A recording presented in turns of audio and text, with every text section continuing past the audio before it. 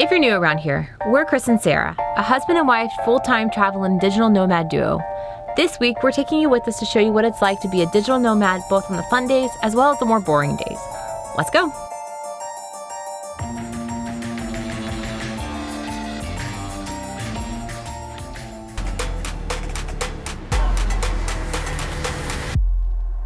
Just watch how I do it. Let me show you what I do. What I do. Just watch how I do it. Yeah, this is how I do it. How I do it. I got to show you. Let me show you what I do. What I do. Just watch how I do it. Yeah, this is how I do it. How I do it. Just watch me. Watch me how I do it. Just watch how I do it. Good morning, Kramer.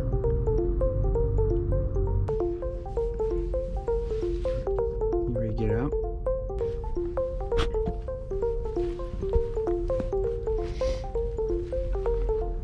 All right, buddy.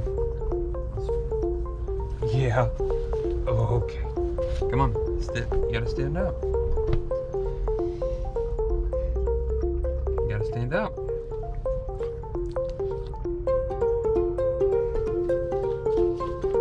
All right. Let's go outside.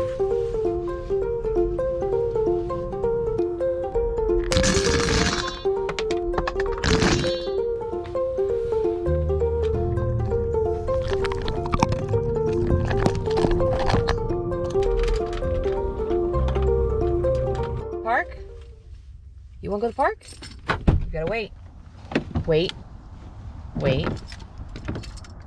Okay. Ow.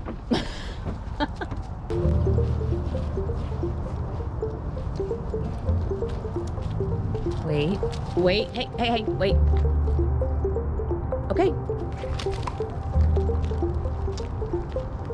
And this running back and forth, we're out here for anywhere from 30 minutes to an hour. So here's a trick that Sarah and I have learned. If we play keep away, we actually wear the dog out faster. He never catches it. No, we should do that right now. So Kramer is a mini golden doodle, and so he has a lot of energy. He needs a lot of exercise, but maybe not as much as other breeds. So he's pretty moderate, but what we've learned works best for him is 2 park visits or walks a day. And these are usually 30 minutes to an hour. So in the morning, right after breakfast, we like to get him out and get him some good exercise. And then also in the afternoon before dinner, we make sure we get him exercise then. Depending on what our day looks like, we may get out other times and also get him exercise throughout the day, but if nothing else, at least he gets 2 solid playtimes a day. So one of the reasons why we like to stay in the cusp of the season, especially if it's warmer outside, is that a lot of places have patios. And so throughout the day, if we're able to eat lunch or maybe go to a coffee shop and they have a patio, we normally take Kramer with us. And he enjoys being outside, we enjoy being outside, so it's a win-win for everybody. Even going to like Home Depot or Lowe's, like they allow dogs inside, so if we have to run an errand, we'll just take them with us if they allow it. We won't just take them into stores. But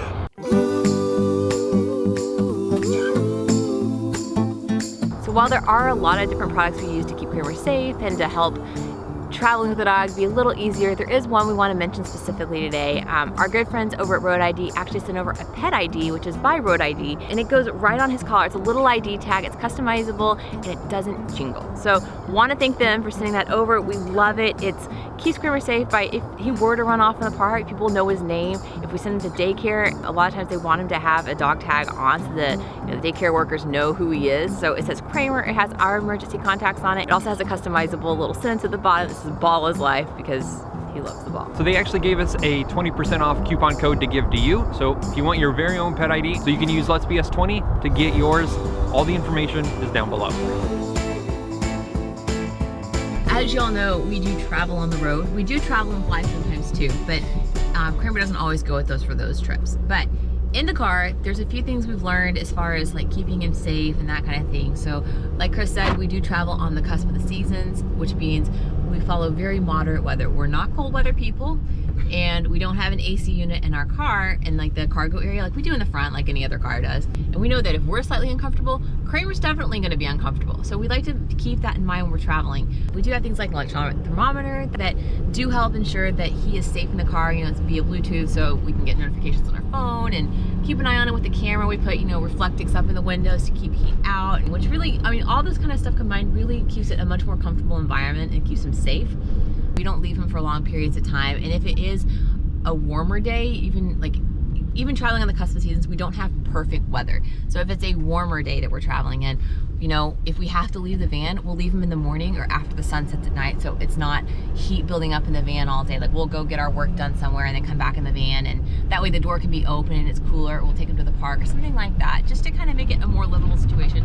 And it sounds like a lot to have to keep track of, but you really do sort of get a routine when you're traveling with a dog. We get a lot of criticism about how bad it is to keep a dog in the car, like travel with a dog in such a small area, but that's not really what his life is like. No, this dog, he lives a very good life. He's been to almost every state, but then almost every dog park in America, or what we feel like it's every dog park in America. It's true. He gets out. I think we're so hypersensitive that we have Kramer inside the van that we probably overcompensate and make sure he gets out more than what a typical dog does. But he gets a lot of exercise, and we know he's getting plenty because he'll see the van and he'll start like pulling the leash, like trying to get back to it because he's ready to go to bed. So if you've been following along for a while, you know that like when we were in Alaska and we were in Glacier and that kind of thing, a lot of national parks are not dog friendly, and we are trying to hit as many of the national parks as we can. Eventually the goal is to hit all of them, but most of them are not dog friendly, and so that does present its own set of challenges traveling.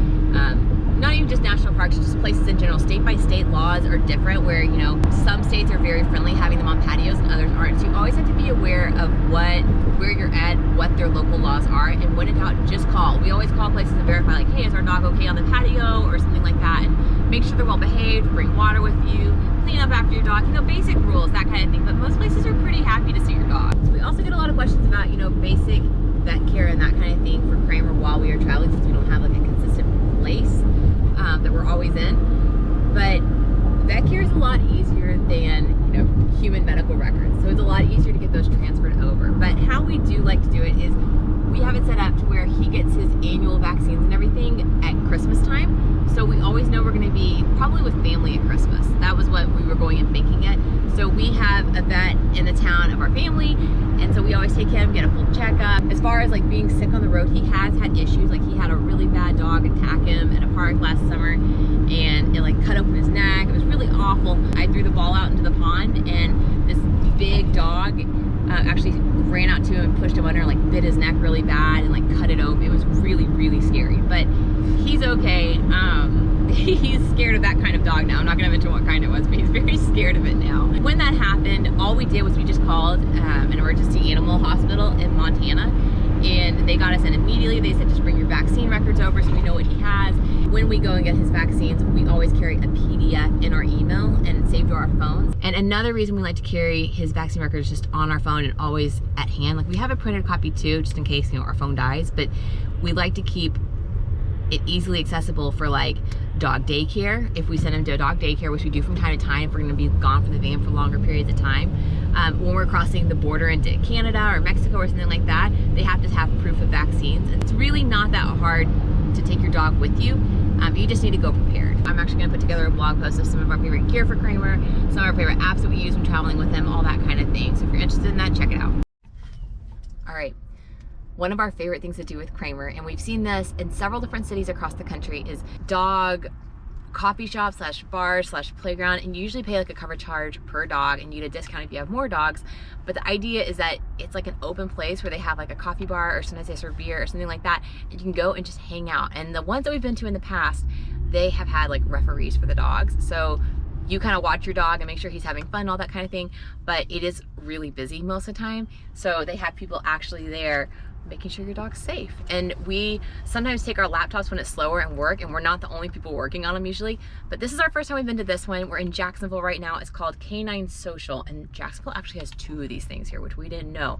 But this one looks super empty right now. It just opened, and we're gonna grab some coffee and let Kramer play. He may have the place to himself, but we'll see. You wanna go? You wanna go play? Okay, we're gonna go.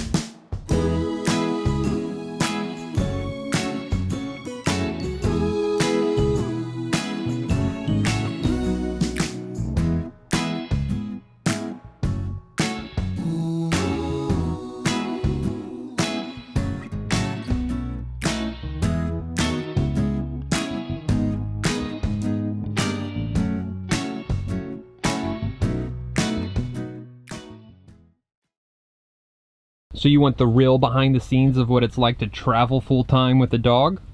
Well, he's gonna show you. Ready?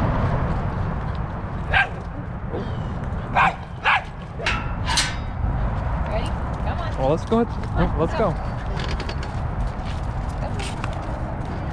Hello. Okay.